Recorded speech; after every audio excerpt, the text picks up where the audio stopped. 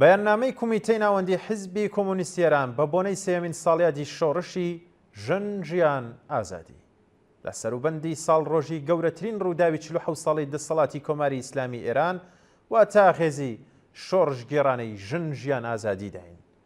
ڕێکەوتی 23 خەرمانانی ساڵی 1400 هەتاوی ژینا ئامینی کیژێکی کوردی تەمەن 22 ساڵی خەڵکی شاری سەقز دوای دەست بەسەرکرانی لەلایەن گەشتی ئێرشاد لە تاران بە بیانووی ڕەچاونەکردنی حیجابی شیاو کەوتە بەر ئەزیەت و ئازار و ئەشکەنجە. ژینای لاو ڕۆژی 25 خەرمانان لە یەکێک لە نەخۆشخانەکانی شاری تاران بەداخەوەکە گیانی لەدەستدا. ڕۆژی 26 خەرمانان بەڕێوەچوونی ڕێوڕەسمی بە خاکسپاردنی ژینا لە گۆڕستانی ئایچی شاری سەقز بە بەشداری دەیان هەزار کەس لە خەڵکی کوردستان بە دروشمی ژن ژیان ئازادی چەخماخەی ئاخێزێکی لێدا کە زۆر زوو سەرتاسەری ئێرانی گرتەوە و لە ئاستی جیهاندا دەنگی دایەوە. بزوتنەوەی ژن ژیان ئازادی ڕووداوێکی کتوپڕ و ئیستاتیک نەبوو، بەڵکو لە هەناوی دەیان ساڵ خەبات و خۆڕاگری لە دژی کۆنتڕۆڵکردنی جەستە و ژیانی کۆمەڵایەتی ژنان سەری هەڵدا و بە خێرایی لە داواکاری ئازادی پۆشینی جلوبەرگەوە بوو بە پەیوەندیەکی ئۆرگانیک لە نێوان ئازادیە مەدەنیەکان و دادپەروەری کۆمەڵایەتیدا. لە کوردستان کە کوانی سەرهەڵدانی واخێزە شۆڕژگەڕانە بوو بە خێرایی پەرەی سند و ڕەهەندێکی جەماوەری بێوێنەی بەخۆیەوە گرت. بۆ ماوەی 3 مانگ شەقامی 150 شاریێران بوو بە گۆڕەپانی ڕوبەڕووبنەوەی ئەو ژن و پیا و گەنجە پڕجۆش و خرۆشانەی کە ویست و ئاوەتە سەرکوتکراوەکانی خۆیان لە دروشمی ژن ژیان ئازادیدا بەدی دەکرد لەگەڵ هێزە سەرکوتگەریەکانی کۆماری ئیسلامی. پانتایی و ئاستی خەبات و خۆڕاگری ژنان و پیاوانی ئازادی خواست ڕژێمی ئایدۆلۆژی ئیسلامی تووشی داماوی و سەر لێ شێواوی کرد و دام و دەستگای سەرکوتی خۆی بە هەموو هێزەوە و زۆر بێبەزەیانە لە دژی خۆپیشاندانی هێمنان و مەدەنیانەی لاوانی ناڕازی هێنایە مەیدان.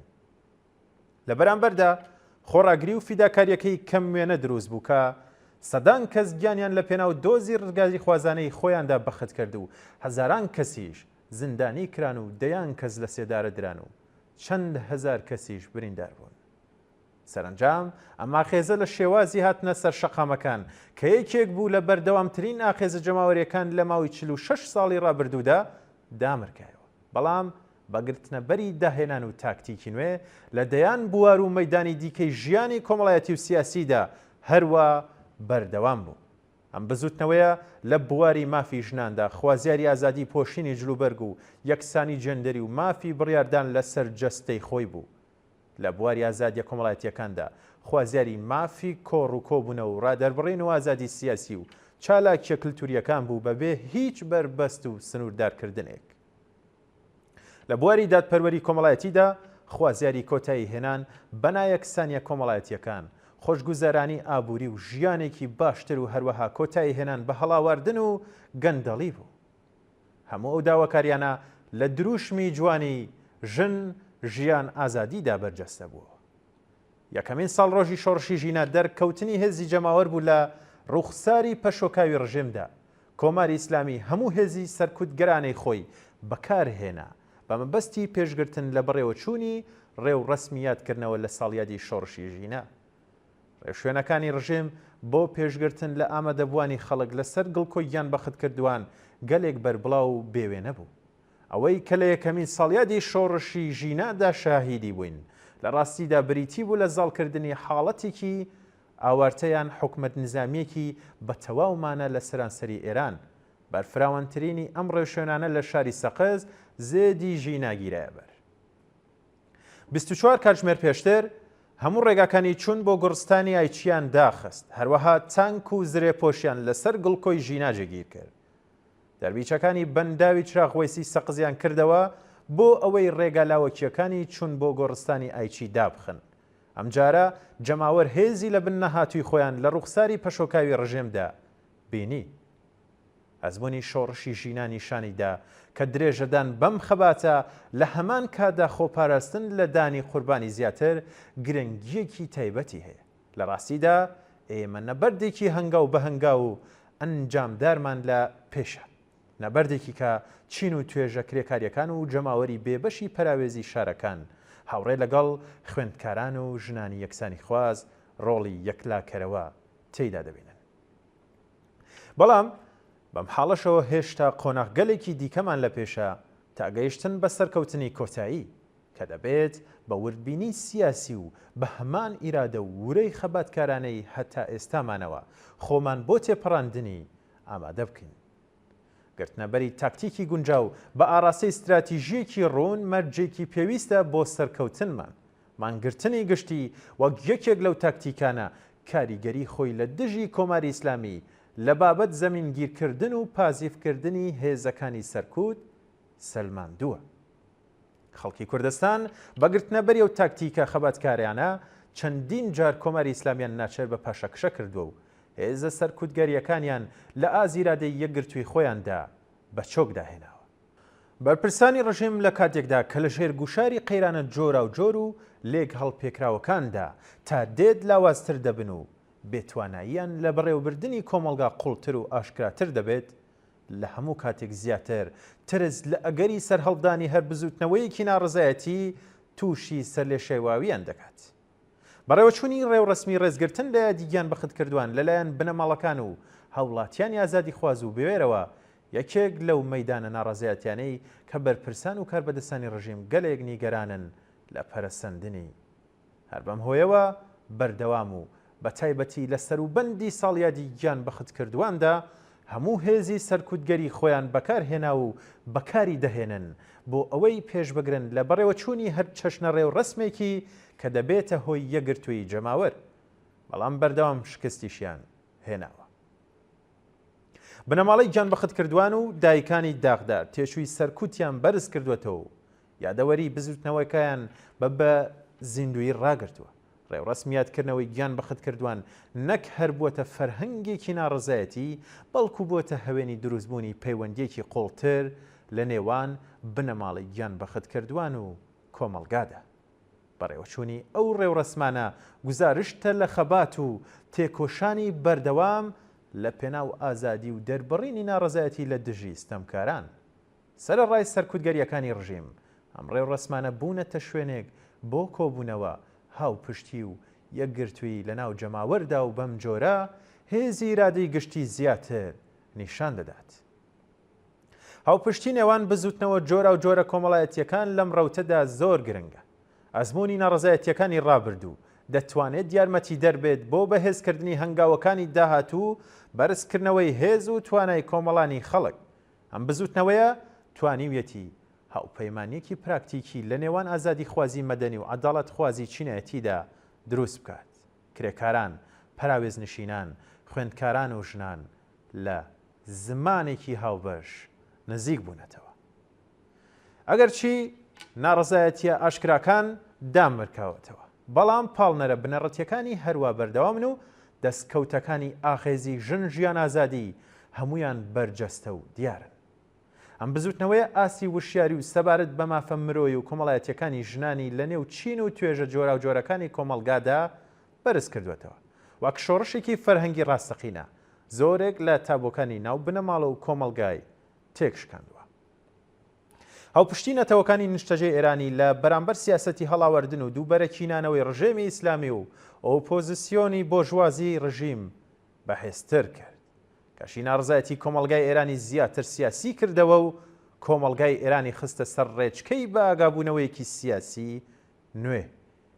لە ئاستی جیهانیدا پاڵپشتێکی بەرینی ڕایگشتی بەرەو لای خۆی ڕاکێشا. ئیلهام بەخش بوو بۆ بزوتنەوە ناڕزایەتیەکانی دیکە لە سەراسەری جیهان. بەم شێوەیە ئاخێزی ژن ژیان ئازادی بوو بە خاڵی وەچەرخان لە مێژووی هاوچەرخی ئێراندا. ئەو بزوتنەوەیە لە چەند ڕوویەکەوە گرنگی ناوەزەی هەیە کە لە چەند خاڵێکدا بۆتان دەخێنەوە. ئەم بزوتنەوەیە لە دوای شۆڕشی 1357ەوە بە قوڵترین گۆڕانکاری لە وشاری بە کۆمەڵانی خەڵکی ئێران دادەنرێت. بۆ یەکەم جار پاشدەیان ساڵ بێدەنگی کۆمەڵایەتی شکاو و ئەو بابەتانەی کە پێشتر تاوە بوون بە تەوەری باس و گفتوگۆی گشتی. کۆمەڵگای ئێران دەرکی بەوە کرد کە ئێستا ئیتر دەتوانێت سەبارەت بە ئازادیە بنەڕەتیەکانی خۆی بدوێت.